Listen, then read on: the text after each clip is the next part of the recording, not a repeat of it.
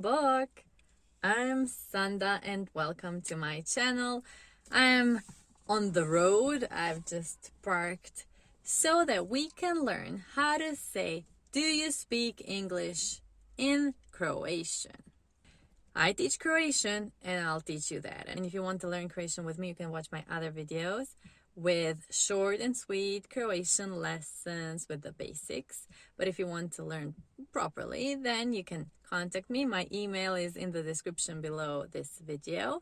And send me an email because I offer individual and group lessons on Zoom, which are very fun and very useful. And it's the simplest and fastest way to learn. Now, let's jump into it.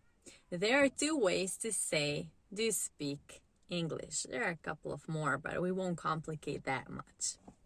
So, if you are familiar with Spanish, you know that in Spanish, there is a form of speaking with respect. So there is a form of formal communication and informal communication, which we use in the second person.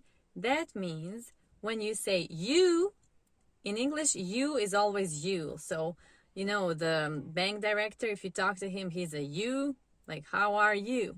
If you talk to your kiddo who is 2 years old, you also say, hey, how are you? So, it's always how are you?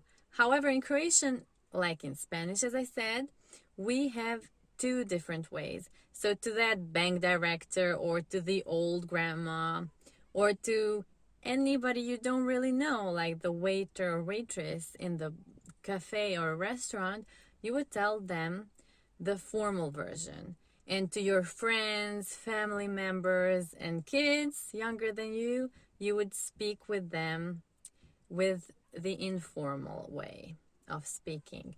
So, knowing that, let's first learn the formal version.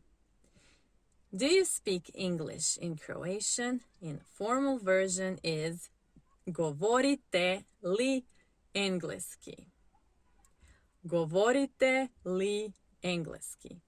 So let's focus on govorite. Govorite in itself means do you formally, because it has those two letters at the end, te. Govorite.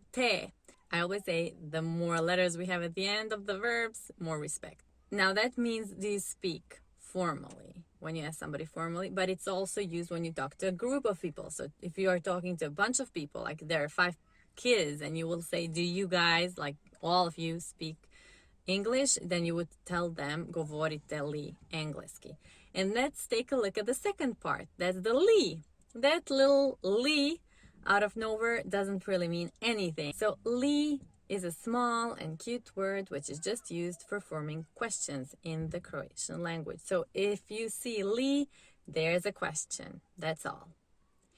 Govorite li, that's done. And then we have the last word, which is engleski. Engleski means English in Croatian. And yes, we don't need to write the first E with a capital letter. It's fine like this. Lowercase is all right for languages in Croatian.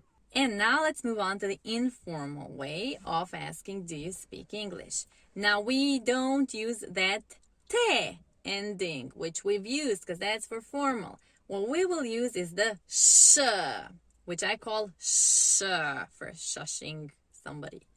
So the sh is used for you. So we have te for you, formal, and for a bunch of people, more letters, more people, more respect. And we have sh, only one letter, for one person, informally. So now the question, do you speak English, will sound like this. Govoriš li engleski?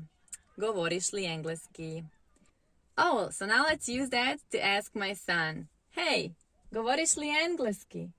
Da, govorim engleski. Ah, he speaks engleski. Good. So there you have it. We've learned govorite li engleski and we've learned govoriš li engleski. If you're answering, like my son said, you should use the M for me. Govorim engleski. In his answer, he said, da, govorim engleski. Let's check it again. Da, govorim engleski. Great. So now you learned something new. Leave me a comment below. Contact me if you want to learn Croatian. Please like and subscribe to this video. You should listen to him. Now, like and subscribe, and I'll go on with my day. Have a great day as well. Do viđenja. Bok!